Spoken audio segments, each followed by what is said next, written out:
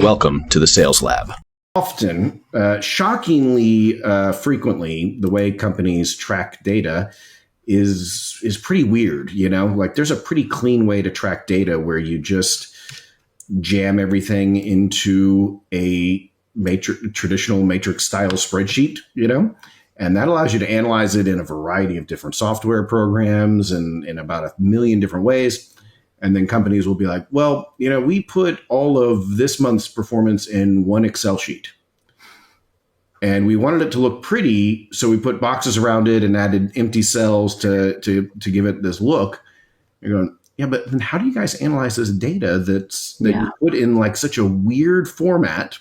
And so, communicating with companies about, well, that's not going to get us what we need. Here's what we need. Data is just data, right? Data is data. What my team talks about is insights, right? So you can have all the data in the world, and we're an analytical company. We sell to analytical people, and there are some really good visualization tools and things that take that data and we utilize them. But I have to say, sometimes the tool just doesn't work the right way. So we have to go back to what we call Excel gymnastics, right? Where we got to jump through a bunch of hoops to get to, that deciding piece of data. And, every business group does it a little bit differently. So, to get the full 360 takes a lot of work.